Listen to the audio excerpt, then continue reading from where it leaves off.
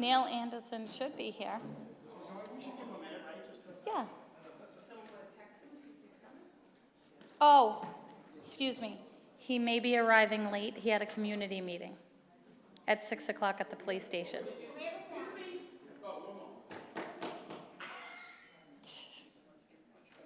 Yeah, you can. She looks cute and pink.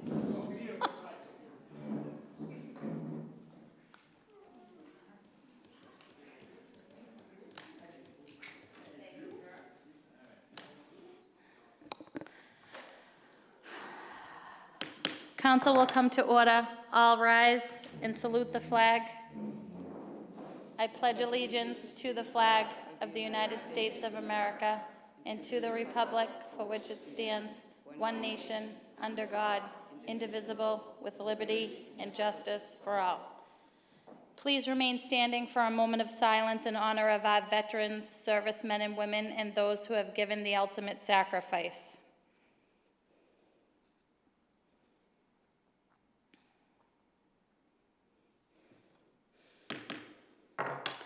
The clerk will call the roll. Councilor Anderson. Councilor Kamel. Here. Councilor Condon. Councilor Crowe. Here. Councilor DeMaria. Here. Councilor Matheson. Councilor Murphy. Here. Councilor O'Malley. Councilor Spatafora. Here. Councilor Winslow. Here. President Council Sika. Here. Under the provisions of the open meeting law, for those of you in attendance, please be informed that MATV, along with residents John Mayara and Prisco Tamaro, will be recording this evening's meeting. Again, for your information, there will be audio and video recording of this meeting. First order of business. Oh, sorry. On the agenda, we did not put public comment on this agenda. Is that? We did not, but we did have a sheet out, and we did go around and ask, and right, nobody wishes to speak. Good. All right, thank you. Thank you. Sorry. We must all have summer brain. Thank you. The first order of business, Mayor Gary Christensen will discuss the proposed changes to the current solid waste and recycling program. All rise for the mayor.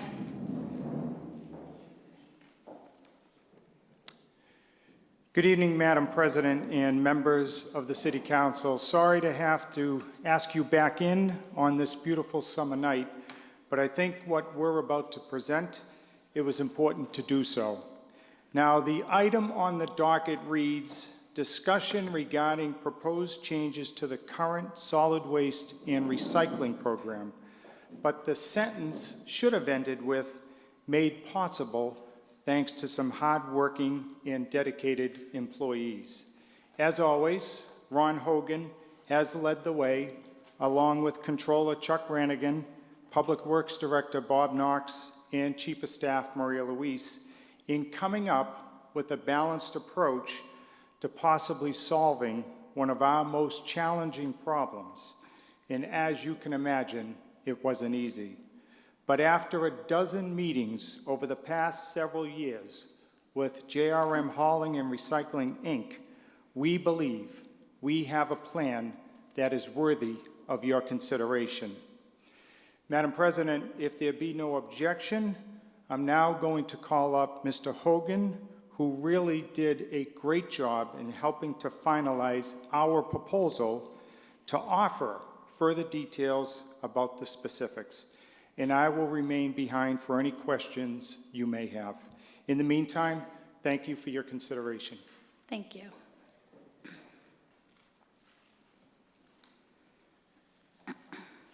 So once again, I drew the short straw and came back in early August to talk about trash. But as the mayor mentioned, so I guess the first thing I want to start by mentioning to those watching at home is this presentation has just been uploaded to the city's website. If anybody at home wants to follow along, it's at cityofmalden.org/trash. So for those who might be having difficulty seeing it on the screen, you can also just pull it up on your computer. It should be there right now. This is a topic that, in order to really understand some of the complexities with trying to resolve it, you really have to get into some of the nitty-gritty about trash and recycling and what's changed since we implemented pay-as-you-throw back in 2008. So part of my hope here is to go back and to talk a little bit about what's happened since it was put into place, what the markets have done, and try to create a foundation so that as we have ensuing dialogue about this topic, everybody has the benefit of that background, because it's incredibly important as we talk about even proposed amendments to what we're proposing, that everybody have that foundational understanding. So if you bear with me while we do that, I think you'll find it helpful. So everybody knows 2008, the city put in the pay-as-you-throw program. This next stat is something I found to be quite frankly shocking as I learned it myself. Before we put in the pay-as-you-throw program, the city was generating about 24,000 tons of trash a year. After it was implemented, we were generating about 11,000 tons of trash a year. About 4,000 tons of that went to recycling, and 9,000 tons went, we don't know where. So when we implemented the pay-as-you-throw program and charged for folks buying bags to get rid of their trash, there's a lot of our previous trash stream that just disappeared, and it's important to keep that in mind as we move through this topic, because as we talk about changes to it, we have to consider the fact that some of that tonnage will reappear, within the city. Probably the second most important thing that's changed since we implemented pay-as-you-throw changes in the global market for recycling. I think as everybody has probably read, China was the #1 purchaser of U.S. recycling, and they stopped buying our recycling because, quite frankly, it was just so poorly contaminated that they just weren't willing to deal with it anymore, and they still have not changed that. So what happened is it now costs more for folks to handle and process and dispose of recycling materials on a per ton basis than it does to deal with trash. And again, as we talk about the challenges with making changes to our program, that's going to come back and be something that is just a theme that continues to come up. But it's an important thing to keep in mind, because as we talk about JRM and our contract, their willingness to continue dealing with some of the challenges of our recycling to get at the valuable material has ended. And I'm going to show you a communication we got from them. But as the recycling markets have gotten worse over the years, they've sent a clear message to us, sorry, wrong way, that something's got to change. So as we looked at it, we say, so what are we trying to solve? One is, I think, the continual feedback, I think, that you all and we've gotten from residents that the pay-as-you-throw program they find to be inconvenient, whether it's the process of getting the bags, whether it's the process of taking your bag and putting it in the bag, or finding out on the night of your trash day that you don't have a bag, or even the process of the bags being at the curb and getting picked at. I think we all know the residents are looking for some alternatives. One of the other things we're trying to resolve is, quite frankly, the program, although if you look at the stats from 2008, did a tremendous job of getting trash out of our trash stream, it also put us in a position that, quite frankly, encourages our residents to misclassify trash as recycling in order to try to minimize how many bags you have to purchase. And that is fed into the problem with the recycling and the quality of what it is that's being put out at the curb, and has us sort of back at the table with JRM trying to solve that. And I'll mention that JRM has indicated to us that upwards of 40% of our recycling is contaminated. So that means that what they pick up, upwards of 40% of it is not really recycling, because it's either a dirty pizza box that should have never been put there in the first place, or it's just something blatantly placed in a recycle bin that somebody knew wasn't trash, but again, was looking not to get to have to buy that second bag on that particular week. So our goal was to try to make program changes to modernize this whole program, taking all of that into account. So one of the things that it's important to have a little bit of a background on, as we all talk about trash and recycling, is really four distinct components to it. It's trash hauling, simply the curbside pickup of the trash. Recycling hauling, same thing. Trash disposal and recycling disposal. And again, as I get to the two different models that are out there, this becomes important to understand, because communities like Malden and Medford, we have singular contracts, in our case with JRM, in Medford's case with Waste Management, where we've got one company that we pay that handles the hauling, they get rid of the recycling, and they get rid of the trash. And that's what we have with JRM. That's what Medford has with Waste Management. You have other cities like Everett and Revere, where they've got a contract with somebody who picks up the material, and that's one contract. And they've got a second contract with a company to get rid of the trash. And that's often Wheelabrator over in Saugus, but sometimes there's some others involved. And then they will have a third contract with somebody like Greenworks up on Route 1 to handle the recycling. So there's a bundled and an unbundled model that's out there. They've each got their advantages and their disadvantages. Obviously, on the bundled side, it's an easy thing to understand. You've got hopefully some economies of scale with that particular hauler as it relates to disposal. And in our case, our hauler is JRM, who also owns Greenworks, and so you hope that in some way there's some advantages to having everything with one company. But of course, having it be unbundled also means that you're not beholden to just one supplier, and you're negotiating different contracts and maybe having an ability to do a little bit better than the bundled. So I think as you look at the pricing that exists in some of the communities that are out there, it's really all over the map, and it's not necessarily the case that one is cheaper than the other. So our current contract with JRM, and again, this is incredibly important to understand because it talks about what it is that we're dealing with as we're trying to make changes. And you sort of read a lot of folks speculating on what the contract is and what it isn't. So I put on this page what I think are the 4 key. 1 second. Can Councilor Spatafora ask you a question? Yeah, I'm sorry. Yeah, absolutely. So just for my reference, Yeah. when you say that 40% of recycling is contaminated, that is just not a Malden problem, right? It's definitely not just a Malden problem. We are unique in having a contract that really doesn't have any terms that talk about the consequences for contaminated recycling. I would say that we're probably a little bit worse, but not materially so than other similar cities, but it's a problem given our contract. And it's affecting all communities now, in which means if it's contaminated, it's probably considered trash. So that's right. So if you were to be, and I'll talk about this a little bit more later, but if you were to be entering into a contract right now to deal with recycling, you'd be getting 2 prices. One would be if it's contaminated less than 10%, and one would be if it's contaminated more than 10%. Revere has that contract, and I'll talk about it. Every load is contaminated more than 10%. So for all intents and purposes, they may as well have More trash.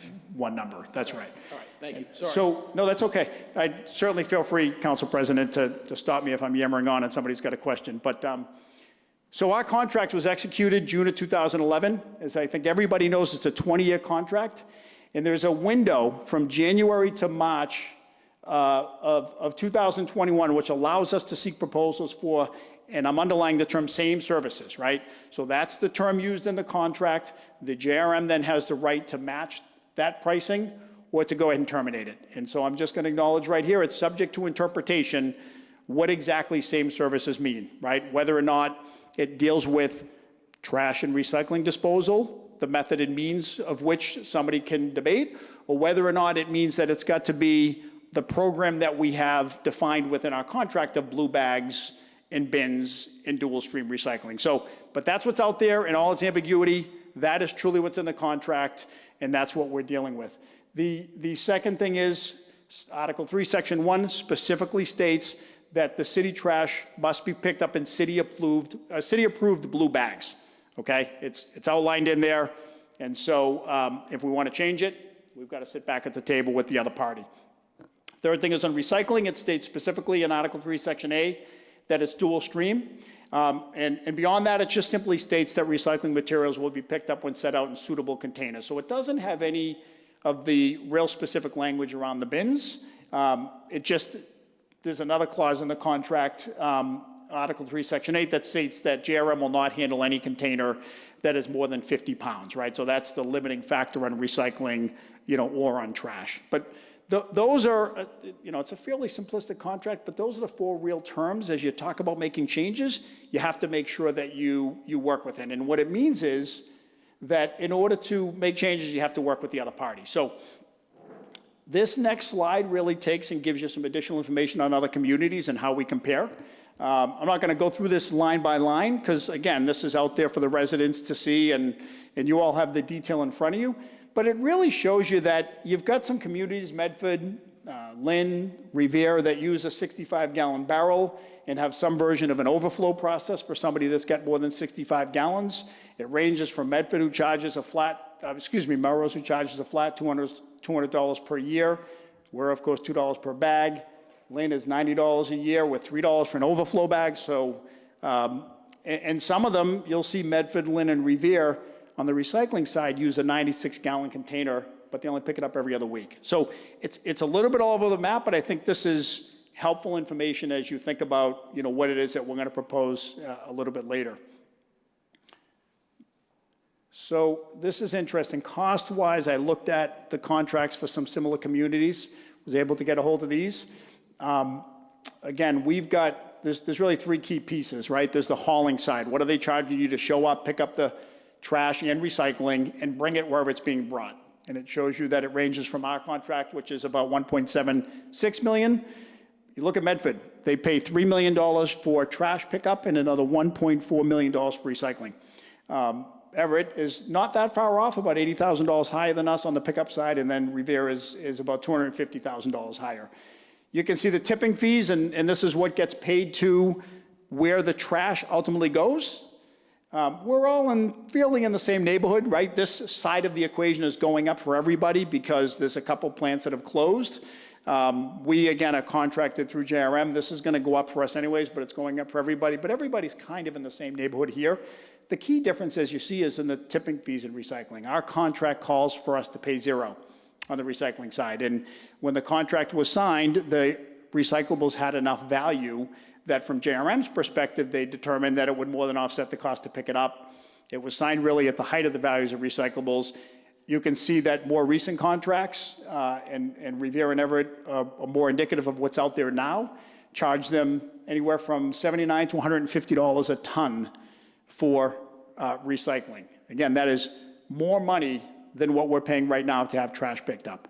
And the reason is quite simple. When the recycling comes in, there's a whole step that Greenworks, which is the one that handles most of the recycling in this area, all the recycling gets dropped off there, and there's literally sorting that goes through to figure out what goes where. And some of it is to pull out the contamination from that stream. So you've got this entire effort to figure out what's really recycling and what isn't. Whatever isn't then has to be brought down and disposed of as trash. And then whatever's left has to be sold off in a market, as I said earlier, that is largely dried up, right? So you put all that together in the recycling business right now, and who knows when it will change, but right now, it's a very tough business for folks to be in, and the cost to get rid of that material reflected. It's almost staggering, right, to think that when we signed this contract, somebody said this was enough value to offset all of these costs, and it's changed that dramatically. But that's where we're at. So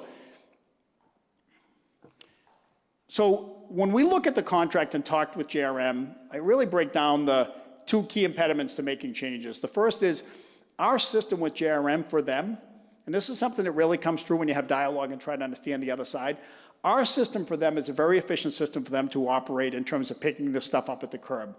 Quite frankly, throwing bags into the back of a truck as the truck moves slowly down the street is a heck of a lot easier for them than taking a barrel, rolling it out to the truck, either manually lifting it in, or in the case of some cities, they've got these toter assisters where there's a mechanism that kind of links to the barrel and it links it and it dumps it in and they put it back and they roll it out to the curb. So you might not think it's that material, but when you do it 16,000 times over the course of the week and you do it every week, a year, it's something that impacts how they price our particular contract. And it's something that is an impediment to making change because chances are whatever we do is going to be less efficient than that. Similarly, on the recycling side, these 18-gallon bins, for all of their faults, and we all know what they are, they're easy for JRM, right? Let's face it. They walk up to the truck, they fling it, they literally throw the thing back to the curb, and they're on their way. So it's important to keep in mind that that system, and as we talk about changes to it that add to the time for that for JRM, we're battling against the increased labor that it's going to take for whatever we may propose. And so the last thing I want to mention here is JRM as a company is not set up generally to do semi-automated pickup, and semi-automated, again, is where so automated is generally where the truck drives down the street, there's no second person, it reaches over, it dumps the barrel, it puts it back. It's almost impossible to do in an urban area with parking or what have you. Semi-automated is where they wheel the cart over to the truck and connect it to something that at least lifts it up and puts it down, and it slides it back at the curb. They just don't do that. They're a manual collection company. It's how they keep their costs down. It's when they end up being the low-cost provider, why that is, but it's a limitation as you talk about some of the other options that might be out there for some other communities. They don't necessarily do it. Yes? Ron, 1 second. Hold on. Thank you. Did I hear you say that that totally automatic process is difficult in urban areas? So the city, that's what the city of Medford does. Yeah, so I think Bedford's got far less on-street parking than we do, and I think that Okay. they're probably on the edge of where they have difficulty with it, right? But I think that Medford is far less dense for some of the street parking. I don't think you could ever do it. And I think they're right on the cusp of so keep in mind, if the truck pulls up and they can't get at the container, they're gonna keep driving. So I think even in Medford, So that says that the homeowners need to be conditioned to move the barrel so that it's not blocked by a vehicle. But it seems like a very simple process when they drive down the street and that arm goes out and lifts the barrel and brings it back in. And yeah, and I think when you have the space for it, it absolutely is. I just think in areas that are as densely populated as we are, with some of the narrow streets that we have, where you oftentimes, so if you think of a 3-family house that might have 3 barrels and 3 recycling containers, in the wintertime, where are they going, right? So I think that it's, my guess is, if I talk to Medford, they tell you that they're right on the border of being able to pull it off some weeks, and other weeks, you know, they get complaints. I don't think it's something we could ever pull off here. And JRM couldn't pull it off because they don't do it. so what does Everett do? Everett is a semi-automated, so they wheel it to the truck, and then the truck's got the the assist. mechanical arm does it They've got then. the mechanical arm, that's right. Thank you. Yep. Thank you, Madam President. Thank you.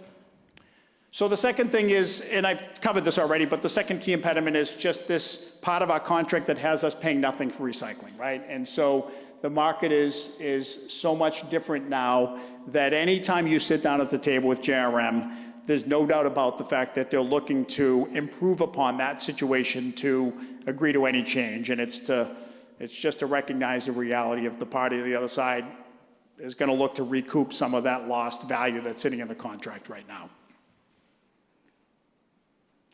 So what it comes down to, and this is the main theme, is that to get anywhere, we've got to sit down with the other party and negotiate, right? So if we want to introduce a barrel, then it's got to be negotiated to deal with the labor piece. If we want to introduce a larger barrel for recycling and go single stream, given our contract talks about dual stream, we've got to sit down at the table with them and again, work towards a win-win for them. And there's a lot of talk about this 10-year clause that I mentioned earlier. I got to be honest, I'm really not sure it's of any value, and I'll tell you why. I showed you earlier what other cities are paying. You're not going to go out there and take our contract and find anybody who's going to bid it even for the exact same services for any less. So it doesn't represent all that much of a threat to the hauler to say, we're just going to put it back out to bid. You see they range from $600,000, $700,000 more to several $1 million more. Just on this clause. Councilor Winslow. So on this clause, we don't have to exercise that. I mean, if we don't exercise that, we'd just be set in the contract. Do we have the right to terminate it at 10 years as well? Is that? No. Is it only JRM? If we go out to bid, they could terminate it. That's but- right. So we would. So we don't necessarily have the right to, that 10-year right to terminate it. That's correct, Council. But So we have the right to price it for the same services, for whatever limitations that contains, and give them an opportunity to match it. If they decline to match it, then they would have the right to terminate it. That's how the clause is. So right now it would be, I mean, unless we renegotiate for something, I mean, if we continued on the same, it wouldn't make sense to go out to bid because they have the incentive to terminate it and it's favorable to us, so. Yeah, I mean, we would likely go out to bid and not find anybody that would give us anything to even present to them to match, right? I mean, so there'd be no value at that point in time to, to even going through the exercise. I mean, the good thing is all these contracts are public, and so you can get a pretty good idea of what's out there. It's no, there's no secret. Even some of the ones that are closer to ours are not as old as ours, but they're older contracts like Everett. And when their time comes up, they're going to be dealing with, coming a little bit closer to market. So I know there's a lot of talk about this 20-year contract thing and, sort of whether or not it made sense or not in hindsight, given where the recycling markets went. Even though it limits some of the ability for us to do some things we want to do economically, it locked us into a contract that was cheaper than anything that we could get today. All right, thank you. Really fast run. In order to him to finish his presentation, he may actually answer a question that you may have. So we're just gonna, from here on out, allow him to finish and hold all questions to the end, okay? Thank you. So again, all I'm saying is that to negotiate a change, you have to understand all these limitations, because otherwise you're just sitting there thinking you're going to impart your will on a second party, and it just doesn't work that way, right? There's somebody on the other side of the table.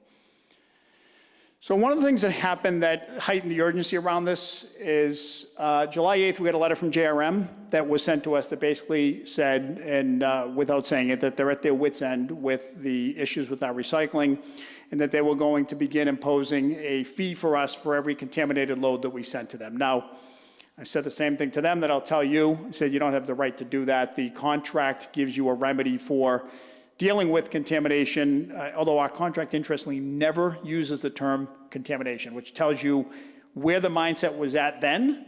Whereas if I look at Revere's contract, there's 2 pages that talk about what to do with contaminated recycling. So our contract, in my mind, clearly states that if the recycling isn't acceptable, isn't designated recyclables as defined in the contract, then their option is to not pick it up. Even if it doesn't state that explicitly, it states that once they pick it up, it's theirs. But nonetheless, the point is that we were at a point where we were just going to start butting heads. Our residents were going to be likely the ones who felt the impact as JRM left more and more at the curb. And so it heightened our desire to try to get to the finish line with the conversations that we were having. So you all have a copy of that letter.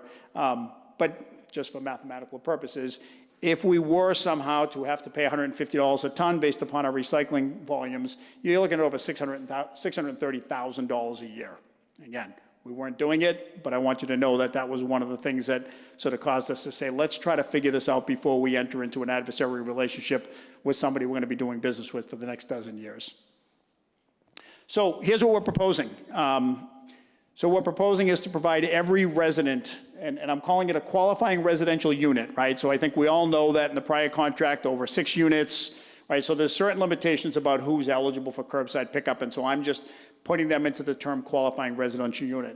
Provide every residential unit with a 65-gallon toter to use to dispose of trash, and that it's our belief that that's enough for the vast majority of residents, the typical household, if you will, to dispose of their weekly trash production, accounting for the hope that we take some things that are right now in the recycle bin that shouldn't be and give them some capacity to call it what it probably is, which is trash. There's one piece that bears mentioning, which is we talked earlier about some of JRM's limitations. In order for us to be able to provide a toter this big that JRM cannot pick up, right? So they don't have the toter assist, and they were not willing to pick up this size barrel. We'd have to agree to the requirement that whatever's in that barrel is in a bag, not a blue bag. So whatever bag that the resident put the trash in initially, kitchen bags, whatever it may be, those would go into the toter as opposed to somebody just using it for a loose barrel of trash, which they then cannot pick up. So this was sort of a key breakthrough with us with JRM, and we were trying to push to a bigger barrel, and they were looking to us not to exceed a 32-gallon barrel, which I don't think would have been enough for the vast majority of residents.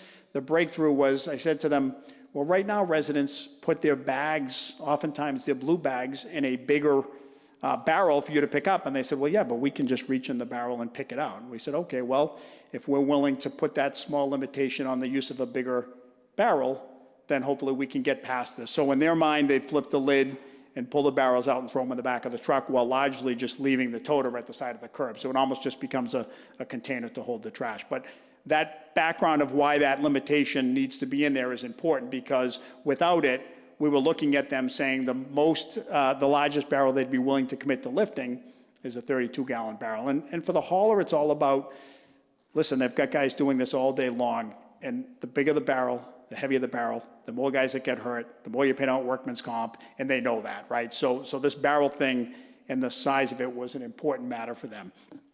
Overflow trash, for those residents that do have it, would be handled through a sticker that would be available for purchase either online or through City Hall. So again, there is going to be some times that folks have more than what they can handle within that, within that barrel, and our hope is to completely break free of people having to buy bags, but give them an easier way to take their bag and to put something on it that still provides some mechanism to not get back to 24,000 tons of trash, but in a more convenient way. So we think by doing stickers instead of bags, we can make them available through, right? So somebody can do it online, get it mailed to them, as opposed to having to go find it. We did propose that we we pick a couple weeks. So for example, Christmas and Thanksgiving, although that's open for debate, and call those trash holiday weeks, where residents can put out the rest of their overflow trash without having to deal with that, recognizing that those are weeks that are heavy for people right? We all know after Christmas and after Thanksgiving, folks are throwing away more trash than is normal. Why aggravate folks on those particular weeks? And maybe there's a better week than Thanksgiving, I'm not sure, but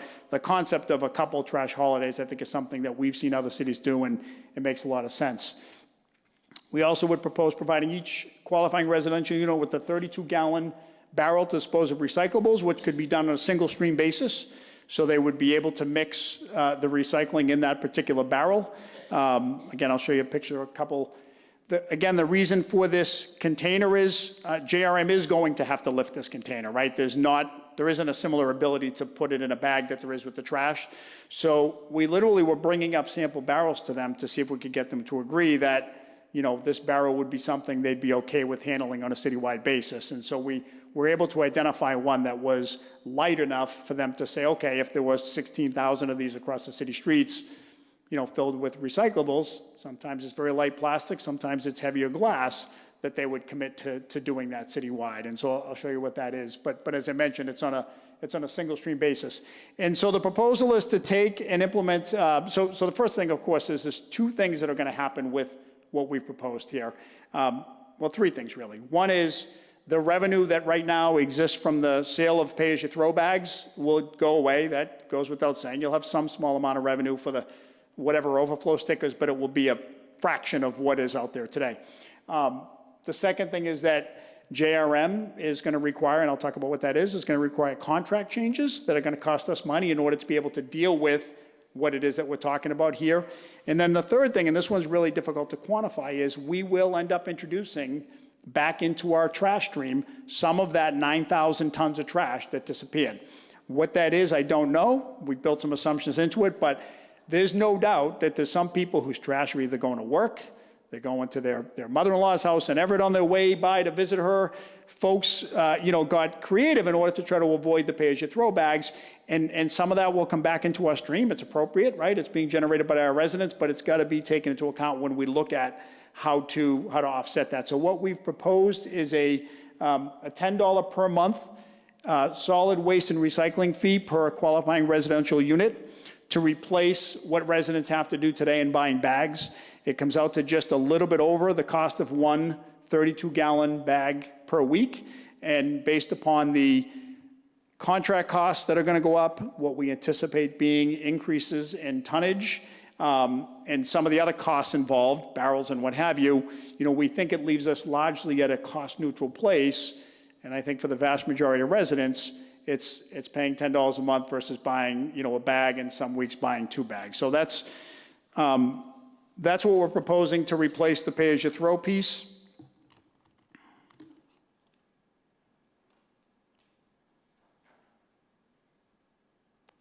So this just gives you an idea of the barrels that are being proposed. The picture's not necessarily to scale, so it can be a little bit difficult. I think the toter speaks for itself. I think you've all seen them. 65 gallons, a pretty good sized container you can fit. I think most residents probably would go, like I sort of live, the kitchen barrel comes out, it goes in the toter. You're probably going to fit a half a dozen of those in there before you have an issue. And again, I think based on what we've seen, it's large enough to handle most folks' typical weekly trash production. On the right, you see we're proposing for a recycled barrel. Again, this was a challenge to find something. We looked at 32-gallon versions of the toter on your left, and there's a few challenges with those. The shapes of those are not conducive to recycling. They've got a lot of little, so there's wheels, and the barrels are just not shaped in such a way that they maximize the ability to be able to fill them up, and that was from the company that produces the barrels. Even though it's a more expensive product, they said, look, we've done that in other cities, and it doesn't work out well because of that. The other problem you have with the 32-gallon toter is they tend to want to tip over until they're filled with some weight, and recycling a lot of times doesn't have a lot of that weight to it. So we had the fear that, again, if that were what was being used, that we're going to, and I don't know if you've ever noticed it, when you flip the lid, sometimes the barrel wants to do this until there's something in the bottom of it. So what we have identified is this 32-gallon barrel. The main drawback to it, to be very candid with you, is it does not have a cover. We could buy lids for them, But the lids, we're going to have an honest discussion about where those lids are going to end up. This is a bottom-heavy barrel, so it should not tip over. It's a very strong, heavy barrel that should allow folks to not have to worry about what we do with the bins right now. But I'll tell you that there's a discussion to be had as we sort of vet this out about the pros and cons of that. But we were able to get JRM to agree that they would handle the size barrel, and keeping in mind what I said earlier, they have to agree to whatever it is that we decide because we are changing the contract. So that's what we're proposing. We would anticipate giving everyone one barrel. If they needed more, they could either purchase the second one from the city. It would be less than $20. It would be at our cost. Or they could, we would ask JRM to allow folks to continue to use a barrel that they might have purchased prior and put a sticker on it for, anything beyond that. So they would still be able to put out cardboard like they do oftentimes today off to the side of the barrel, right? Sometimes you have a box and you put some more cardboard in it, you place it off to the side, and that would still be allowable. So on the JRM contract side, where we landed with them was an additional cost of $200,000 per year, and that was a fee that we've largely listened. At the end of the day, the whole package works together, but I'll tell you from their perspective, that was what they attributed to the single stream side of the change. It's again, even though they've been sorting our material like it was single stream, they're looking for. They started out at $350. We went back and forth. We landed at this figure to be able to compensate them for contractually allowing us to dispose of our trash on a single stream basis. On the hauling side, there would be an additional increase of $50,000 initially. And again, the hauling side is meant to deal with the additional work involved, picking it up at the curb. An additional $50,000 for years 11 through 15, and then finally an additional $50,000 in years 16 through 20. So these amendments assume that we agreed to eliminate that clause that says at the end of 10 years, we would go out and shop this. So the idea would be we're making these changes to modernize the program.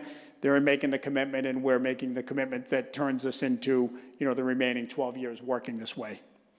And then tipping fees, again, we're in a little bit of a weird situation right now where our tipping fee contract with them, which was separate, has expired. So we would look to memorialize that where we would pay whatever they're paying where they dump it plus a handling fee. And it's a hope that by doing that, we're still saving a little bit over if we contract directly because they've got some economies of scale that we don't have. But we get a little bit more work to do to make sure that that vets out.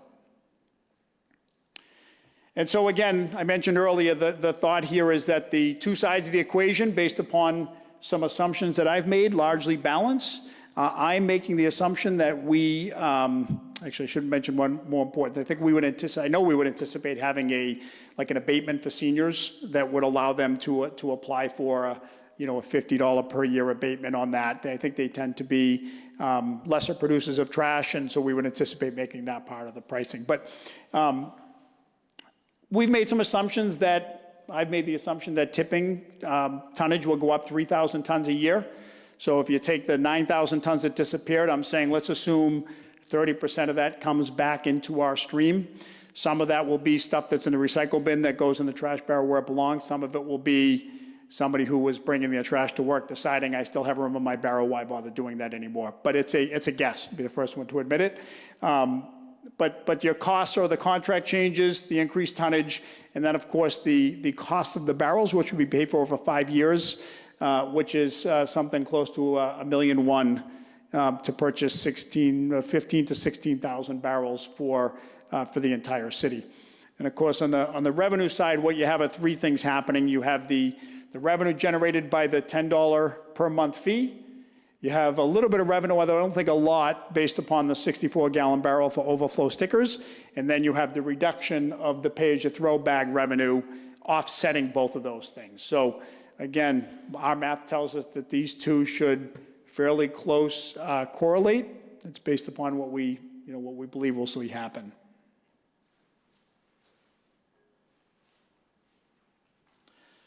So I think from our perspective, the next steps are, of course, to hold public meetings to get feedback, right? I think it's an important part of the process. The hope here is to get folks thinking about it with the benefit of all that background information, which I think makes the ensuing dialogue more informed, right? It means that as suggestions are thrown out there, they're done from an informed basis.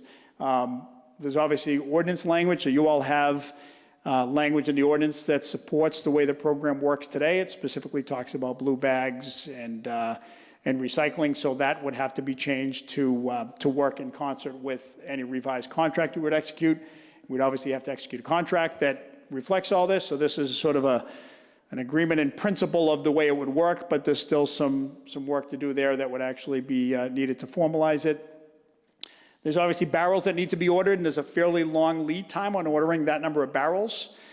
So it's not one of those things that we could do in November and try to have ready for January. It just wouldn't work. It's got to be done. You've got to get in line with the plant fairly soon, to be honest with you. And lastly, and this is a really important part of this process for JRM is for us, is we've got to embark upon a whole re-education campaign with our residents about recycling. JRM, again, it's their concern is that we do our part to really bring people sort of back up to speed about recycling and to really hope that when we do it in concert with an alternative means of getting rid of non-recyclables, that we can get people to really clean up the problem that we have in recycling. So I've got some questions out here. I'm not going to go through them in terms of, because I've covered them all. It's more for residents. It's, sort of why now and no lids on the recycling barrels and why can't we do a 65-gallon recycling container? I think I've covered that. It can't be lifted. And that's it. So again, this is out there for folks to take a look at online and take a little bit more time to absorb it. And Council President, I'm happy to answer any questions that you have. I know it's a lot of information in a short period of time that I've been pulling together over the course of the last couple of months and thrown to you in 35 minutes. So I'm happy to try to clarify anything that wasn't clear. We have a bunch of lights on. Councilor Anderson. Yes, thank you, Madam President. Just a couple of questions that you may have answered, I may have missed. How do you define what the qualifying resident is? Will your proposed changes provide each qualifying residential unit a 65-gallon toter? So I think our current ordinance states that it's 6 units or less that are part of our curbside recycling pickup. So that was meant, Councilor, to state that, for example, if you have a legal 2-family home with the assessor's office that you've turned into your own, 3-family home on your own, that from our records perspective, you've got, 2 qualifying units, so you'll get 2 barrels for trash, you'll get 2 barrels for recycling, you'll be charged, 2 fees. So it's meant to correlate to both the 6-unit restriction and to the fact that it's got to be a residential unit that we recognize within that category. So the residential unit, let me just take that a step further. So here's a residential unit that is provided a 65-gallon tote.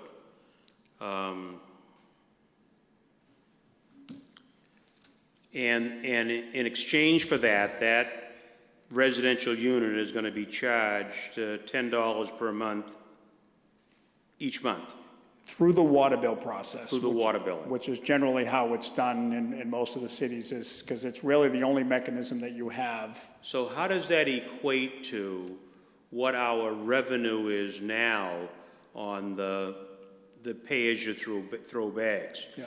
By calculating the number of qualifying residential units at $10 a month, yeah. Is that gonna bring in larger revenue than our pay-as-you-throw bags are bringing in? Yeah. So just at a high level, let's just use a 15,000 household number, and it's somewhere in that 15 to 15.5 range. We'll use 15,000. You're going to bring in about $1.5 million on the revenue from that fee. The current program brings in right around $1.3 million. Okay. So how much through this one? About 1.5 million. 1.5. Right. And currently it's about 1.3. Okay. Now you have some expense things. $200,000 more, okay. But then you have some expense things that are changing, like you've got more expenses on the contract that we talked about, so that's going to eat up $250,000 right off the bat. You've got some additional tonnage that will become an expense. So you got a little bit more revenue because you need it to cover the additional expenses to get away from the blue bag process. And so, by comparison, this 65-gallon toter, if you compare that with what is in Medford, for example, and it may be in here, but I don't see it. Yeah. How big are the toters? What's the gallon capacity of the toters in Medford? Same thing. So 65. Same thing. Okay, so it's a good size. Everett, Okay. Revere, Medford, Lynn, Malden, all would Okay. have 65-gallon toters. Okay. Yeah. So if a residential unit anticipated that they were going to be constantly putting out more trash than could be held in the 65-gallon toter, how do they deal with that? Yeah, so we proposed instead of an overflow bag like you have in Revere and Medford and some of the other cities, we've proposed an overflow sticker. And I say that because, okay. So you'd be able to purchase a sticker to put in your own bag, to be able to, so if you've got, the idea there is to get us out of the bag selling business in its entirety. I think our thought is, if they're not really out there in the mainstream like they are today, people's frustration with being able to find them at stores is going to get even greater, right? Because there's not going to be a need to have them at as many stores. So our thought is, by allowing you to buy a sticker to put in your bag, it's going to be less frustrating for residents than buying a bag to put the excess trash. And what are you proposing the cost of the sticker is? Same as what the bag, the bag, so $2 would be the... $2 for sticker, Yeah, okay. yeah, same as what it is today. Some, like Lynn charges $3. I think some cities are $3, there's been some, but I think at $2 at a 65-gallon container, I don't think there'll be a tremendous amount of those stickers being bought, just based upon what we think we see. Okay. And the 32-gallon barrel for the recycling, what's the recycling capacity of what we're currently using? So the bins are technically 18 gallons, right? Oh, so they're 18 gallons of water, so it's... They've certainly shown to be too small. That's right.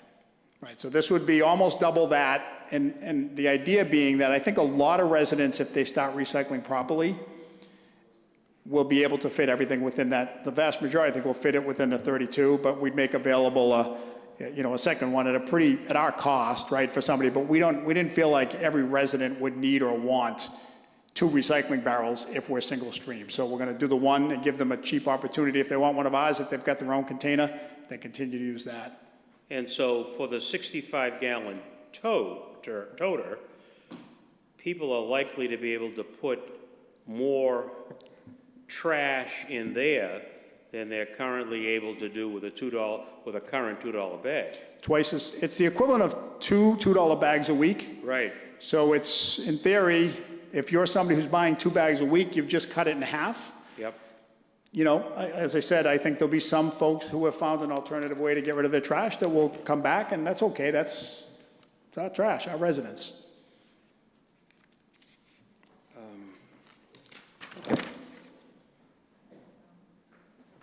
Okay, that's it for me. Thank you. Thank you. Councilor Winslow. Yeah, Ron, could you go back about 3 slides to the slide that's entitled Contractual Changes, please? So I just wanted some clarification. So the first bullet, additional annual cost of $200,000.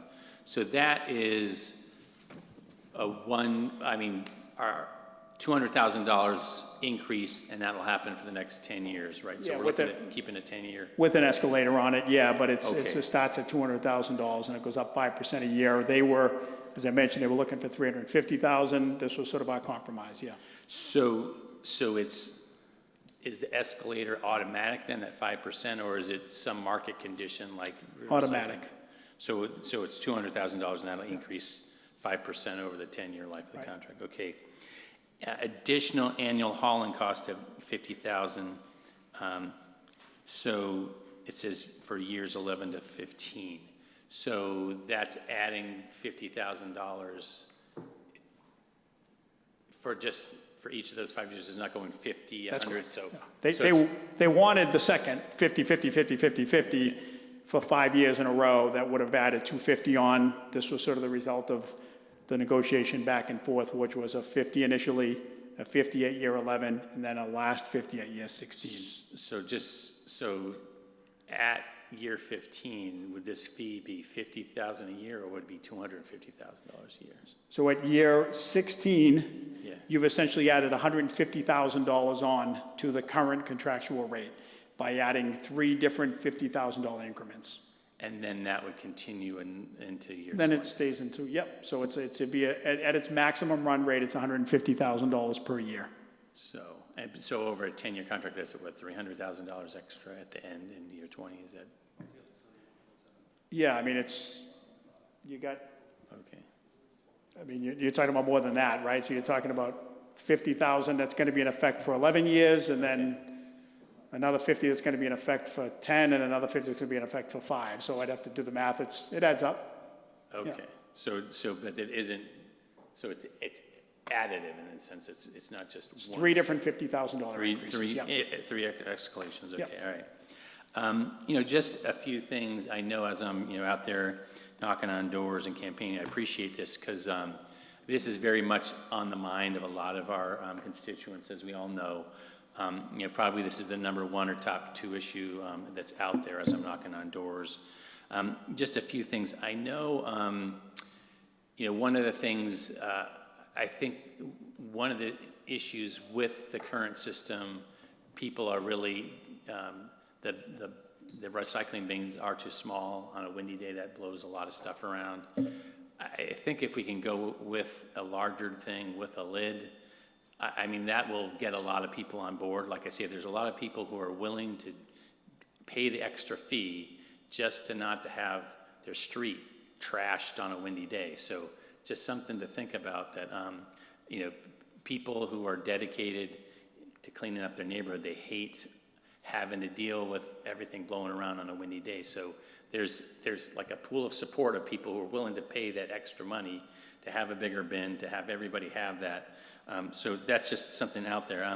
Like I say, as I ask people, I mean, I kind of anticipated this coming down, knowing what's happening and knowing what the concern is. And I've been asking people, are you willing to spend, the $120 a year instead of maybe $60? So it's been kind of a toss-up. So I think obviously having public hearings and seeing what people think, but the reality is there's a cost here, and for some people there'll be a benefit. I think one of the things I do definitely support is some sort of abatement for seniors. I know it's kind of a sad thing to see down in Ward 5 on the bike path. One of the seniors down there, they throw their Depends down on the bike trail because it's just too expensive for their bags. So I think some sort of abatement that, for people who have, incontinence or whatever, some sort of thing that they just end up having to have a lot more trash for medical reasons, not because of any kind of lifestyle thing. So something in that vein, I definitely supportive, and I think also knowing that, a lot of seniors, I know the mayor, when he first came in, worked to have the 50-cent bags because a lot of seniors don't fill up. So thinking of that, I mean, we kind of already went through that process. So I think it's important to think of that in particular, to be fair to our seniors. So like I say, I think what I'd like to see going forward is, being a member of the finance committee as we look at this, I think $120 fee is a good starting place. But I think we do have to look at, right now I think we are, the blue bags, when they were first set up, that was set up enough so the city was, it was more like a fee that was supposed to pay all the trash fees. I think right now we're putting about $1 million a year out of general funds to make our trash stuff happen. So I think we should at least know what we think the overall cost is going to be and what that number is if we are really setting this up as a fee. I think it's it's going to be a hell of a ride doing this thing. So I think we should know that and make sure that we're going to have the revenue and we're not shortchanging this new program. So that's just so we have that as we go forward. Hear what the public comments are. Like I say, I think it's, as I've been out there knocking on doors and talking about people, I think there's certainly people who are tired of the blue bags, just out of that, dealing with them, getting them, hassling with them, wanted to see that. There's certainly constituents out there. I think a lot of people are really sick with the recycling getting blown around. So I think there's a lot of good things to this. I think you've worked out very well with JRM. Like I say, I've always said to people, you know, if we go, you know, the Melrose route at $200 a year, you know, I just don't, people, when I say that, they kind of go, So I think this is, it's a good start for the discussion.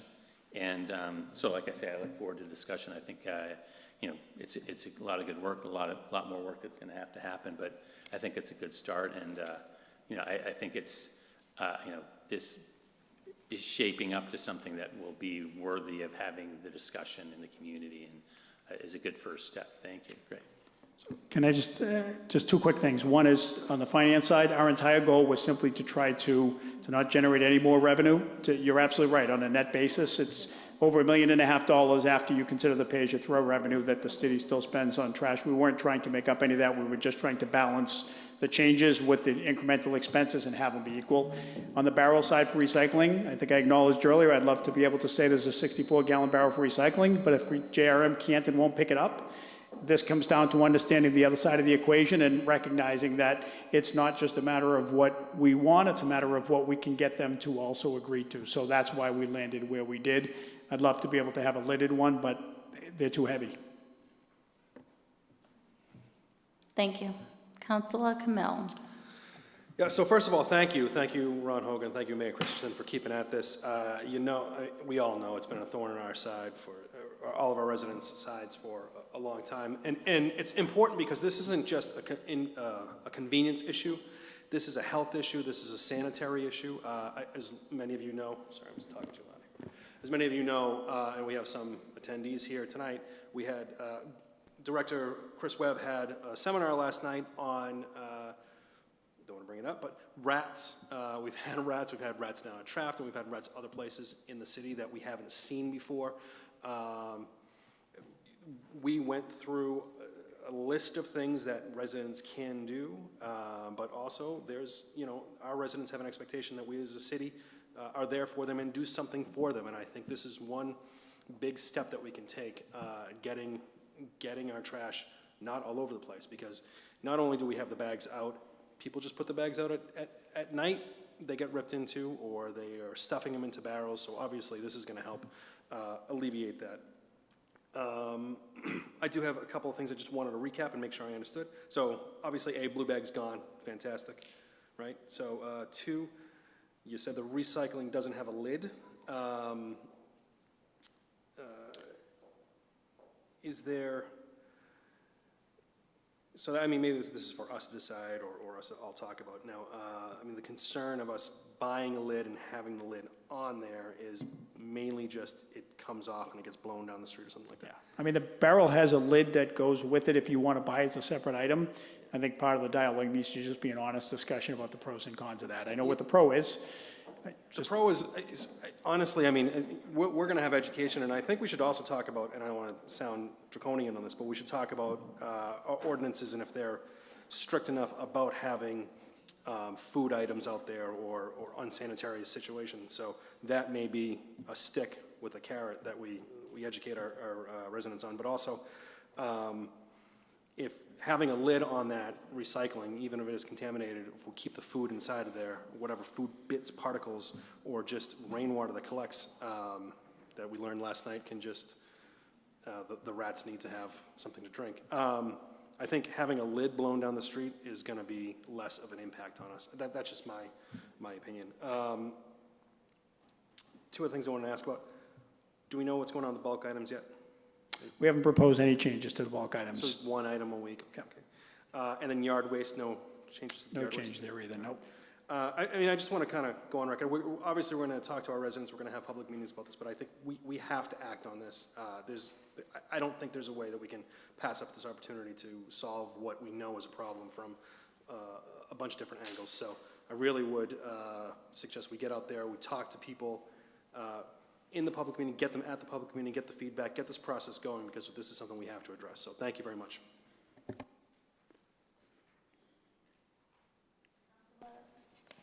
Councilor Murphy. Thank you, Madam President. Getting a few things checked off my question list, so no, that's okay. That's definitely, having put out a bulk item this morning, that was high on my list of what was happening with those, as well as how that would be billed. want to just basically go back over Council Winslow's statement about seniors. I think I know it's very important, especially in today's economy, that our seniors not bear an excess burden on this. Because I know personally as a senior, my husband, we're both seniors, we put out $1 trash bag a week. And we recycle, we're heavy recyclers and not contaminated recyclers. So a single senior in a home, probably struggling to pay real estate taxes, et cetera, this will be certainly an impact to them that's going to hurt them financially. So I would like to see that abatement be as high as it possibly could be. And what we've proposed would essentially leave them at the same level of buying a $1 bag a week, right? So we proposed essentially a 50% abatement at $60 instead of $120 at $5 a month. It's, you're right in that same place. Because I think you're right, the production of trash, right? So the current system that we have works in the sense that you pay for what you generate, right? But we can't, we know what the good and the bad is with that. So, but I think you're right. I think that's a population that we can reasonably say, deserves a different rate because of the production of trash. It's going to be different. Absolutely. The other thing, how would a broken barrel be handled? So you give me a barrel, and then my barrel gets broken. Yeah, so the city would have to replace that barrel. They would replace that barrel, okay. Yeah. But you'd have to bring in the old barrel. Yeah. And the other question I'm going to ask you, I don't know if you've ever driven down Elm Street by the Flynn Rink going down towards 93. Okay. That's an area that's very similar to some of the homes on Salem Street, the right-hand side of Salem Street. They don't have any, they have a lot of stairs and no driveways. Yeah. So when you go down Elm Street, the barrels are in front of the houses all week long because there's no place for them to go. So I just want that to be recognized that people can't, like JRM can't pick them up. People can't, when they fill them, bring them down those staircases. Yeah. So, now we're going to be looking at barrels 7 days a week on streetscapes, which, will not necessarily be the most appealing thing. So I don't know if that's a conversation that you had at all about that. We did, right? So the reality about the current program is the beauty of it is after trash day, what you're largely left with is a couple recycle bins nested into each other and the rest of the street is empty, right? So and if you talk to the folks that put that into place, that was a pro to it, right? The bag is gone. You have some people that put a barrel out with the bag in the barrel and that's left behind. But by and large, it's, especially in wintertime, right? It's gone. So, but you can't have both, right? So in order to do the barrels that I think we've heard folks are asking for, you have to deal with that con, but you're absolutely right. Yeah, so that's just something that to think about. And especially I wonder how on Salem Street, how many people are going to be walking by and putting trash in somebody's barrel that's not going to be in a bag, and the effort that they're going to have to go through to empty that barrel into another bag that's because someone else's trash is in it. Okay, and bulk items, no change, yard waste, no change. So I am good, thank you. And thank you for all of the work that you all put into this. Councilor Di Maria.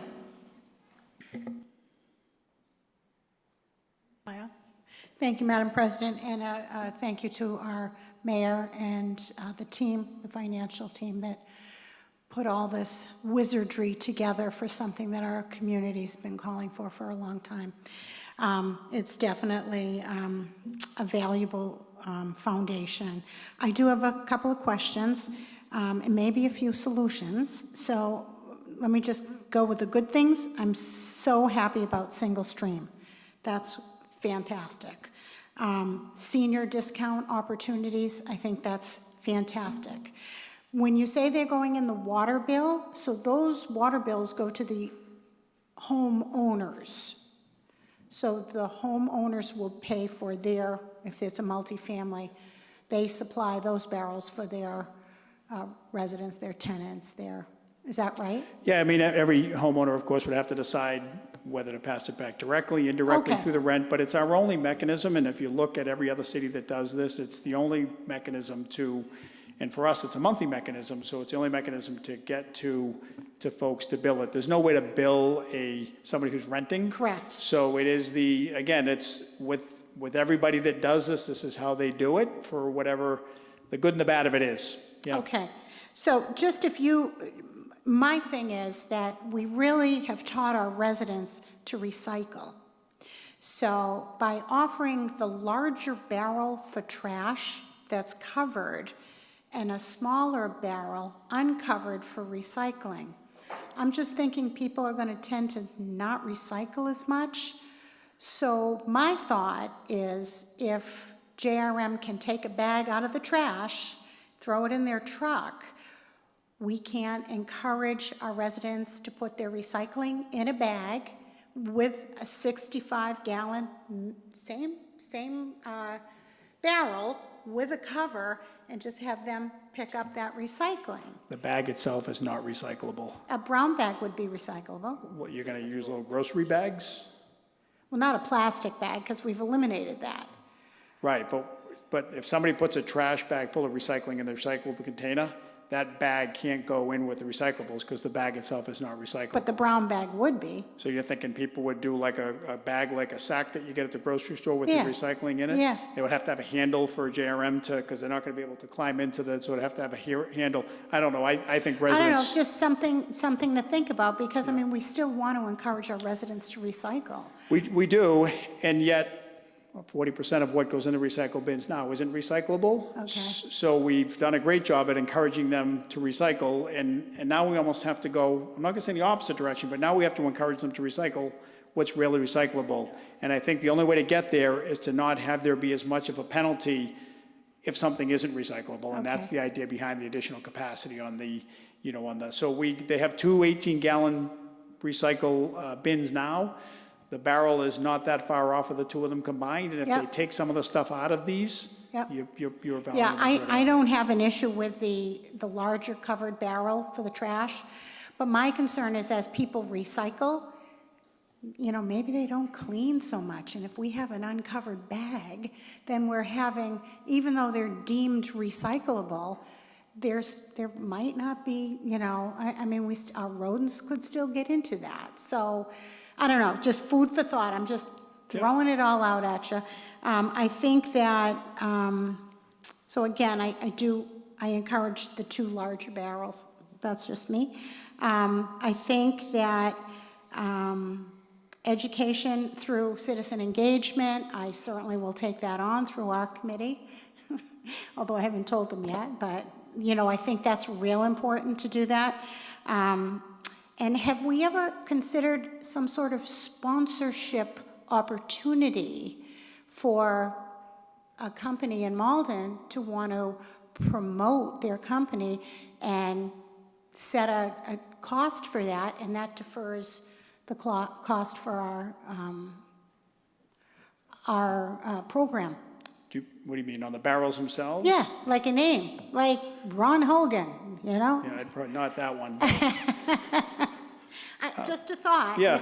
It's a revenue generating, and there might be a business in Malden that might jump through hoops to get their name out there. That's good exposure. Yep. So that's that. And estimated start date after we go through the education and the public, what, do you have a? So I think it's our hope, but admittedly, it all depends upon how quickly we can get through the various steps. It'll be our hope to do it January 1st. But it's a very aggressive schedule, believe it or not, based upon where we sit now. There's got to be this public input vetting process that we go through, and then, like I said, there's a lead time on ordering the barrels, and you really don't want to do that until you know that we've landed on something we have some consensus on, and a whole education campaign. But January 1st is the goal. I think we'll know as we have dialogue how realistic that is. Right, once we hear from the community. Right. I yield my time, and I thank you so much. Thank you. The only thing, I can't stress this enough, I brought a handful of different barrels up to JRM as we were having these discussions to try to find consensus on something they would lift up. I brought a 32-gallon, I brought a 32-gallon toter, I brought a 46, I brought a 64. So there's no doubt that we all agree we'd like to put a bigger barrel out there, but we can't just tell them that's what we're putting out there. They have to agree to it. And their concern is, An empty 64-gallon toter can weigh upwards of 27, 28 pounds before anything's put into it. So I just ask that as we think about possible amendments, that we not ignore some of the things that we talked about of the limitations, because we're just going to go back to banging our heads against the wall. We have to keep in mind that we have to find something they're willing to work with us on, and that's this compromise that we've landed on. So there is no disagreement about, I'd rather have a 64-gallon single-stream barrel and be done with it. They won't pick it up. It's just too heavy. Just one quick, I'm sorry. As I'm thinking, so the size barrel, the smaller barrel, what is that, 35 or? Yeah, 32, yeah. 32, that doesn't have, there is nowhere that they make that size barrel with an attached lid that won't fly off, Yes. just an attached lid so that there's a lid. So I think I talked about that earlier. They do. It's a 32-gallon toter. It's an awkwardly shaped barrel that doesn't have as much capacity for recyclables as a 32-gallon barrel. It tends to want to tip over because when the cover flips over, it's not very heavy because the recycling materials don't weigh as much as trash. So we looked at, and listen, we can talk about that when we go through discussion, but there's cons to that too. It's the first thing that we looked at.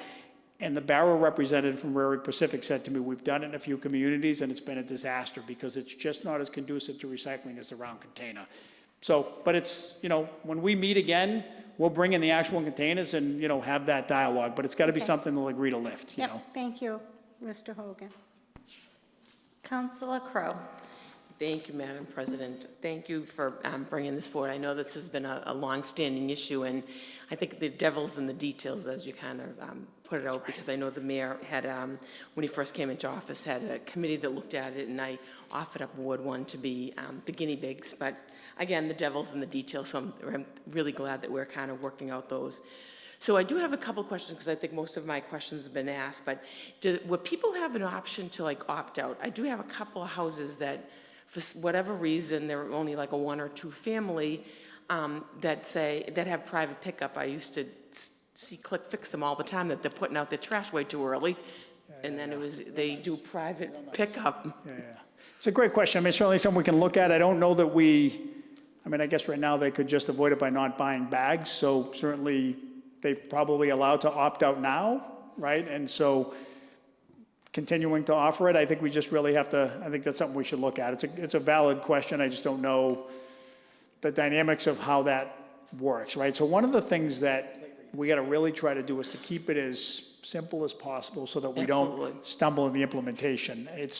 And I'm a firm believer in that. It's interesting, as I was doing my research for this council, in Lynn, at first they passed, the Lynn City Council passed a whole proposal on how to handle a program with a barrel like we were talking about, and they did it, and it was great. And then a year later, they realized that nobody had ever paid any of the fees, and they went to the treasurer and said, what happened? He said, we have no way to do what was passed.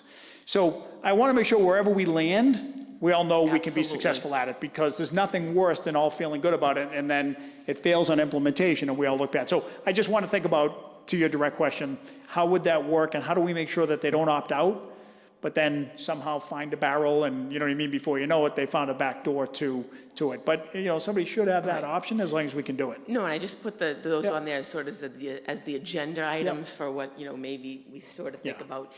So still along those lines, we have and I'm very happy about the abatement for seniors, but if I'm a senior renting and the bill's going to my homeowner, am I getting the abatement, or do I have to be the senior owner of the property?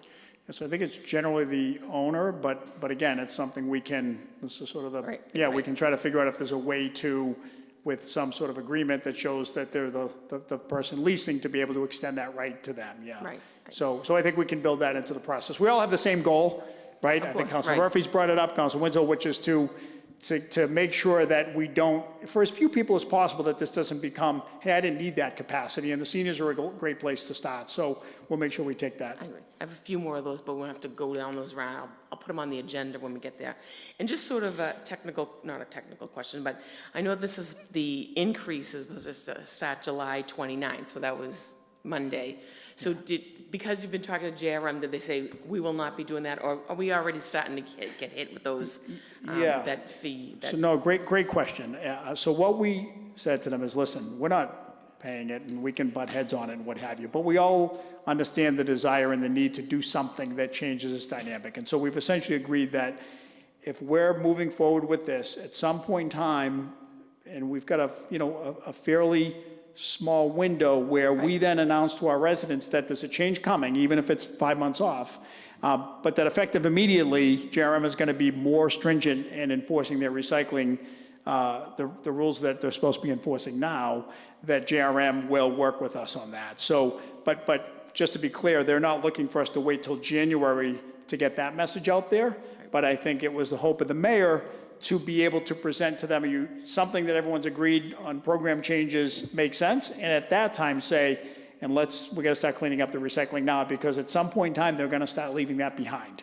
That will be, because we've said to them, that's your alternative. That's not good for anybody, but we're going to have to start getting that message out there. Right.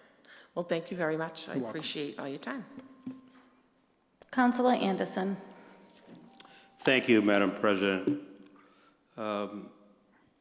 The pay-as-you-throw program was certainly very unpopular. That's an understatement, of course, but it was necessary. You know, it was something that we needed to do, and for those of us who voted for the pay-as-you-throw, we took a lot of criticism for paying, for voting this thing, but it resulted, I believe, in certainly changing the behavior of our residents who, up until that time, would be throwing trash and recyclables and everything else into a single stream. And now with the imposition of having to buy a bag, people begin to think, well, instead of having to buy a bag, let me begin to do more recycling. So that happened, and as a result of that, that was where our biggest savings came in, because back in the early days, taking all that tonnage out of the mainstream is what really saved the amount of money going into the general fund. So now we're going back to that encouraging behavior of now we're going to be back into single stream again, where people can put trash in without having to recycle, really. There's nothing that's there's nothing other than the behavior change that's going to encourage them to be recycling. Before the recycling, and I guess my thesis is, before the recycling, it was if you had to pay for a bag versus putting recycling into the recycling bin, there was an incentive to do that. So I hope we've factored in your thinking about this, that there will be some more, we will lose some of that, some of that. That's the first comment I'd make. I think we've run the pay-as-you-throw long enough. We've heard enough complaints from our residents about the bags and about, the inconvenience of the bags, the thinness of the bags, that rodents can chew through the bags, and all those reasons to find another way. So I like what it is that I see here. I like the idea that we're moving into the way many of the other cities do it with this toter. I think that's a good thing. And when people have asked over the years, why don't we go into that? We were in a different situation. So to come to that point, I support that idea. I support that wholeheartedly. I think because of the experience that we've had with pay-as-you-throw, some of the things that we feared about people not wanting to recycle is probably changed, because we've learned a lot over the years. People are much more conscious and aware of the importance of recycling and what it's doing to our planet if we don't recycle and so forth. So for those reasons, I think what has been presented here tonight is something that I really like the idea of. We've heard enough of our residents who are saying, get rid of those bags, They may have served the purpose back earlier, but we need to move into transition into something better today, and I think this is a much, much better way. I think our residents will be much happier being able to have the toter, that's what you're calling it a toter, being able to put their own bags in there. The fact that you're gonna have a recycling barrel that has a capacity twice what we currently use is another plus. So, we'll certainly have to hear what the other residents say, but stepping out front without hearing what other residents are saying, I think you all are going in the right direction in this, and I like what I'm hearing. So, thank you. Council President, if you don't mind, Council, bring up 3 fantastic points. One of the things that I think you all ought to consider, and we're going to put it out there for consideration along with the ordinance changes to go along with this, and you see a lot of communities doing this as a recycling ordinance that builds into it the requirement that folks recycle, and it just gives you the opportunity to not have somebody just say, well, I'm just not going to bother because 65 gallons is big enough. Now, there's different ways that different communities do it, but it's an opportunity to try to make sure that we don't undo all of the good that's been done. I do think that we're not going back to unlimited, right? So hopefully the size of the total will limit folks being able to do that. Yeah, I think our residents and all of us are much more aware and much more concerned about making sure that we separate and the recyclables and so forth. And so we're at a different time now, and a different time, calls for a different strategy for our trash collection and our recycling, and I think this is very timely. So. And I do think that this would be hard to do, having not gone through the pay-as-you-throw process. It's almost a solid foundation to sort of give folks an alternative to realize that had a lot of good things about it, which was you paid for exactly what you generated, but all the bad that went with it, that people perceive went with it, and this is sort of a middle ground, Yeah, that was a better way of saying it. This is, having gone through the pay-as-you-throw, as you just mentioned, this fits in much better. So thank you. Thank you, Madam President. Thank you. Councilor Spatafora. Thank you, Madam President, and a lot of great dialogue going on here, but a couple things I think it's been mentioned too, is good riddance to the plastic bags. One of the latest things that we've heard, and completely understandable, is you guys did not you guys, the City Council did a fantastic job eliminating plastic bags. Why don't you get rid of the plastic bags in the city-owned one? So that's a check mark. We got rid of that, right? Environmentally, from that perspective.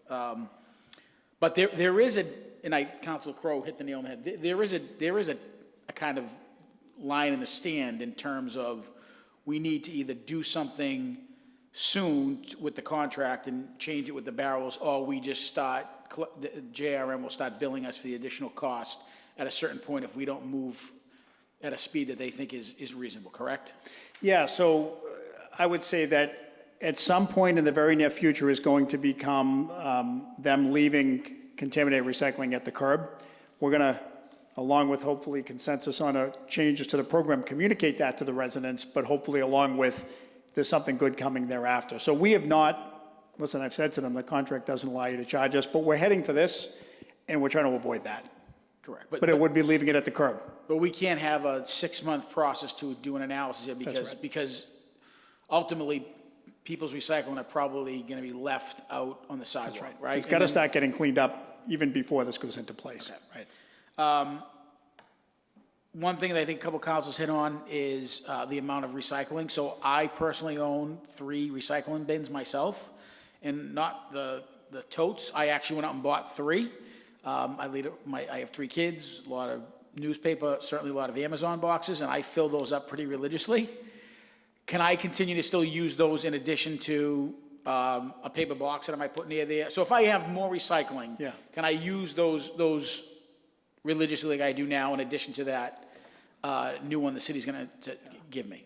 So I don't, it's something we're going to go back to JRM on, but I can see no reason why the answer wouldn't be yes, right? Because the containers presumably now are acceptable to them to pick up, right? So even though some people probably have some now that are a little bigger than what they might like, there's one here, there's one there, they're more concerned with the citywide system. So you know, we would try to include in the contract that, because you brought it up before and it's a valid point, right? So if somebody gets one from us and they have something of their own to use for an overflow, then we want to let them keep doing that. Yeah, and to Councilor Anderson's point, I think if somebody were, even not another, say, barrel, if somebody had extra, if they really want to continue to recycle the way they do, and they fold all the newspapers, the cardboard in a cardboard box and put it next to the recycle bin, I think they should be able to pick that up. That's 100% yes. Yeah, We've yeah. already talked about that. We just didn't talk about the keep your own barrel for the second one on the recycling side, but it's perfectly reasonable. I can't imagine why we couldn't get agreement on that. Yep, and I think the other thing that's important to note, and, you know, I was one of the councilors who voted against the bags, and, you know, I was wrong,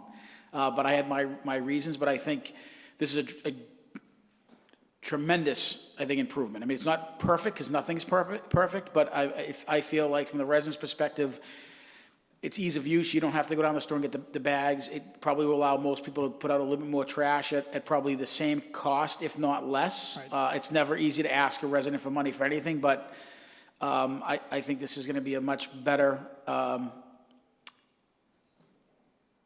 experience for the residents. And I think, you know, Council Kamel brought it up. There, unfortunately, we do have some rodent problems in the city, and the bags offer no barrier to that. And I think the barrels now will at least help out in that scenario. So there's a lot of good things, I think, with this. But I will go on the record and say that because I've heard residents complain before that, you know, at one point, you know, Everett was selling their recycling and we got screwed. The current contract we're in is pretty damn good, isn't it? I mean, compared to other communities, I mean, JRM wants us to change that contract because they're losing their shirt. Listen, the threat of walking away at the end of 10 years is not one that's going to get them shaking in their boots, right? So they know flat out that what's out there in the market is not going to compete with what we have today, which is why we have to give a little. Yep. In order to get a little. It's just the way that it is. Yeah, so I think Councilor Anderson said it, you know, I think it's great. I'm sure there'll be some debates, but I think we have to have a timely approach to this and make sure that we get this done as soon as possible, because the last thing I want to see is negotiating with JRM that gets more business-like instead of friendlier, which I think they're having those discussions now. And the second thing is, I don't want to be fielding calls from residents saying they're not picking up my recycling now because I have a pizza box in there. I mean, I'll be honest with you, I'm one of those people who put my pizza box in there, and I'm expecting one day they're going to take that and put it to the side, because I know that is a big area of contention for them in other communities because of the oil inside the cardboard. Right. But I think this is great, and I look forward to debating this in the next couple weeks. Thank you. Thank you. Last but not least, I have a few questions following up from a couple of different points Council has made. Councilor Murphy talked about people with no driveways and long stairs. I also, on Salem Street, have that same problem.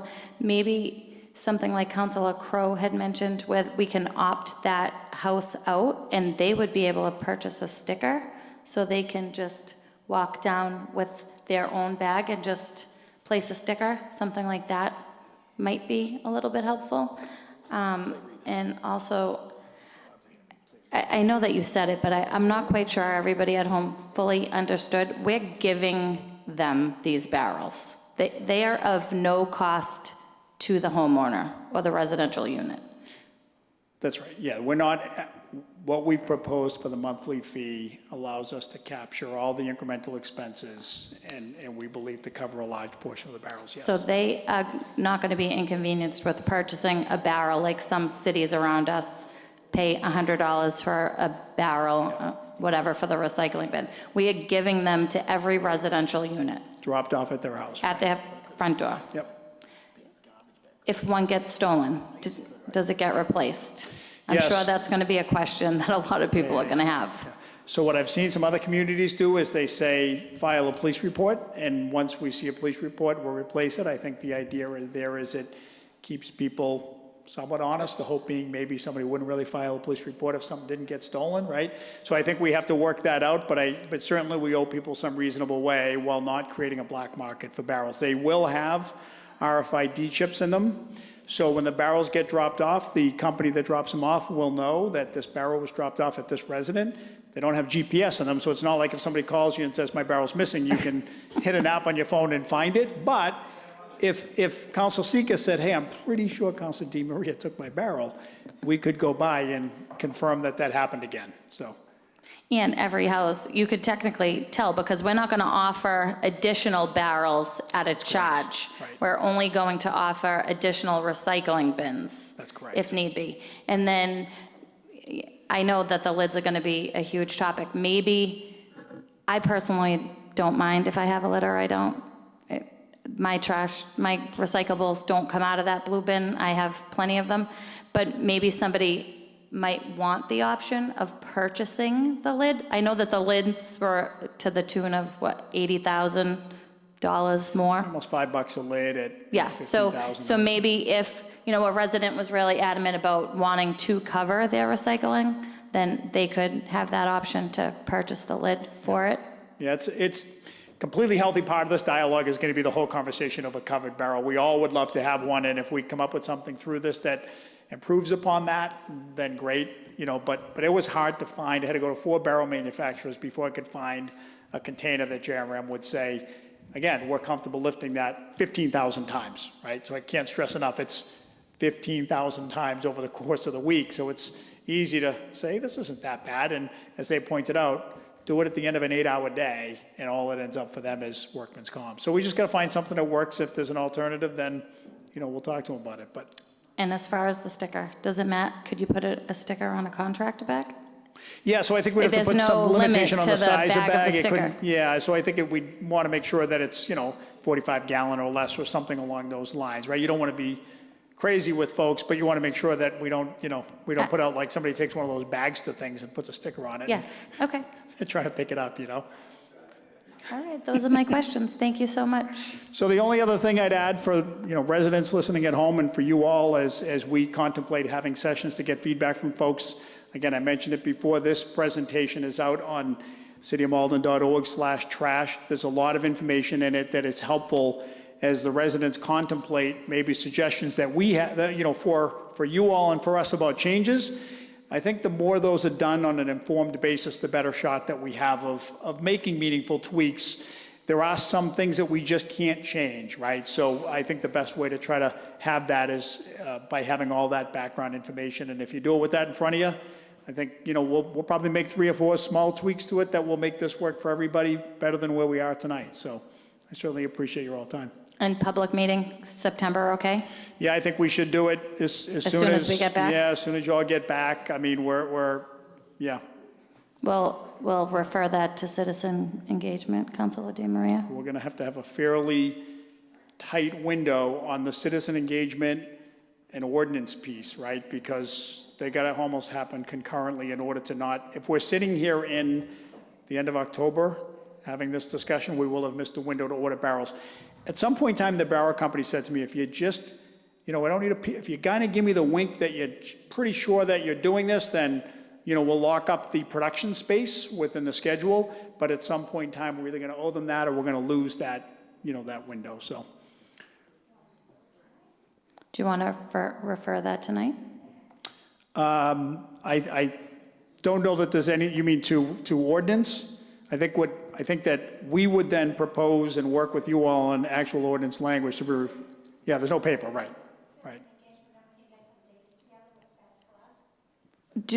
We don't usually have committee meetings on the first night back, do we? No, but there's nothing to refer from. Yeah, but we can just, yeah.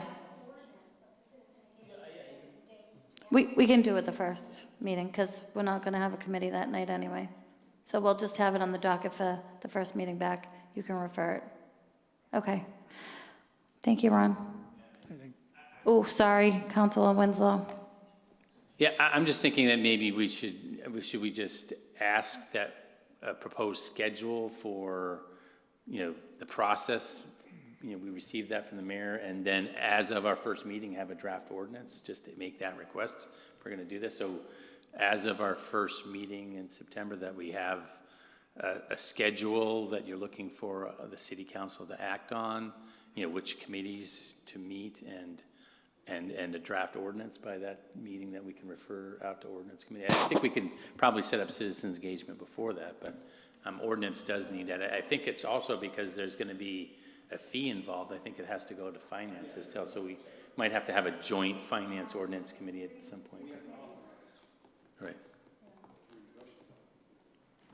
No, the solid waste contract is always negotiated by the mayor, and, yeah, so I don't think you have to do that, but I think that the suggestion of a schedule in the draft ordinance language, I mean, I can work with Council Spatafora on just the ordinance language that I think goes along with what we've proposed, and we can put together a schedule that really backs up from, if we know the barrels need to be distributed the first week of, and I'm making this up, the first week of December, then we have to have the order in by, and we can just try to back up, and I think it's all gonna be fairly compressed. I just have a question for people. I mean, doing this in the middle of the winter, would it make more sense to wait till, April 1st? I just, like, in terms, what? JRM wouldn't wait, so I'm just, it's I kind think of the sooner we get rid of these bags, All right, so- Councilor so Winslow, I the guess it's- sooner people will appreciate us. Okay, but if we gotta act, let's get that schedule and get rolling on it. Thanks, Chris. So I think if you're talking about January 1st and distributing barrels in December, we are before the heavy, right? Oftentimes, we don't get any snow till after January 1st. I can tell you the last 4 years, that's been the case. So if we can get it done by then, I probably just guaranteed it's gonna snow in December, but if we can get it done by then, I think we'll be okay, but it's tough. Okay, Councilor Camille. Yeah, I know we were talking about maybe not having to have a finance committee meeting, but in lieu of that, can we at least get revenue and expenses in sort of a balance sheet with estimates? Yeah. Like, I know you have a lot of numbers in here, and that's great.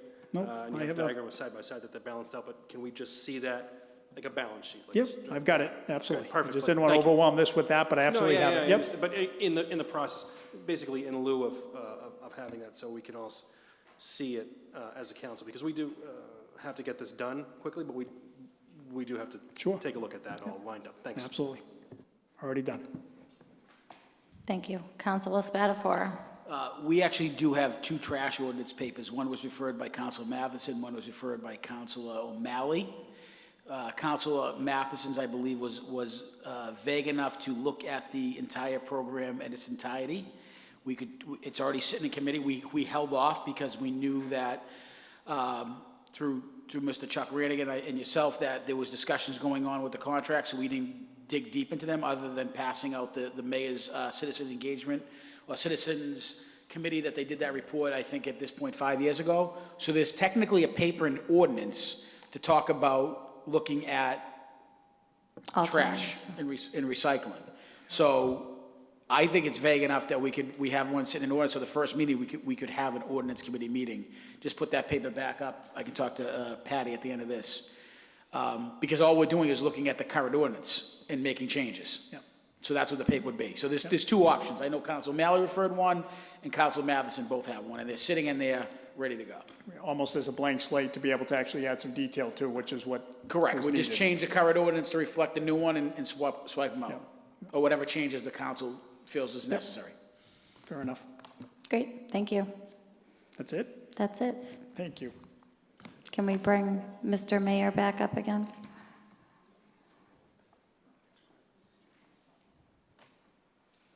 Yes, thank you, Madam President. I just want to end by how I began, which is really, saying thank you to Ron Hogan, Bobby Knox, Chuck Ranigan, and Maria Luis. A lot of times in this business, public employees get a bad rap. But I could tell you from my vantage point, it was a real honor watching them, never give up on trying to come up with something that was worthy of your consideration. Case in point is when we got that letter from JRM just a few weeks ago saying that, effective July 29th, we're changing the terms. I think some people might have just said, oh, well, we tried, but they didn't. And that's why we're here tonight. So again, I want to thank you for this opportunity, and we look forward to working with you moving forward. Thank you. Okay, next order of business. Motions, orders, and resolutions, paper number 30719. Order that pursuant to Mass General Law, Chapter 40, Section 14, the City Council authorizes the grant of easement from 18 Jackson Street Associates Limited Partnership, owner of property known as 100-150 Exchange Street, Malden, for the relocation of a crosswalk. The easement contains approximately 88 square feet. On Councilor DiMaria's motion to refer this matter to public property, all those in favor? All those opposed? The matter has been referred. Next order of business. The docket is clear. Does anybody wish to speak personal privilege? Councilor Murphy. Yes, once again, now that we're in August, I just want to remind everybody that the 5th Annual Fairy House Festival is scheduled for Saturday, August 25th. It will be held at Pine Banks Park from 10 to 4 with a rain date of Sunday the 25th. Everyone in the city is invited to come. This is not a Ward 5 event, it's a city event. There will be a builder's workshop for children to make fairy houses or houses for elves, ogres, trolls, deer, bunny rabbits, whatever you'd like. We also an arts and crafts table and face painting. We encourage people to come and really kind of unplug for the day, get back to nature, and just have a wonderful time enjoying Pine Banks Park, which is a fabulous venue for this type of event.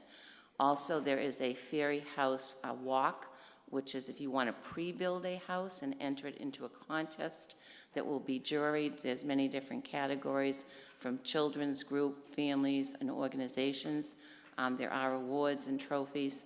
Once again, the Fairy House Walk is just amazing to see the young children looking at these houses that have been pre-built and just seeing them with such awe and wonder. So we hope you'll come join us for the 5th Annual Fairy House Festival, August 25th. And that's from Mother Nature herself. Thank you. Councilor Winslow. Yeah, just want to remind people that this Saturday, August 3rd, at Lincoln Common, Malden Overcoming Addiction is having its family day from 10 to 2, so there's going to be games and food and all that, just all free. And great, I'm working with Councilors Crow and Anderson to get some bicycle helmets that we'll be giving away there. So please, if you have a chance to remind your constituents, there'll be that as part of it as well. So thank you very much. Great. Thank you. No other lights. On Councilor Crow's motion to adjourn, no, to recess to the call of the chair. All those in favor? All those opposed? Meeting is adjourned. Recessed. Sorry.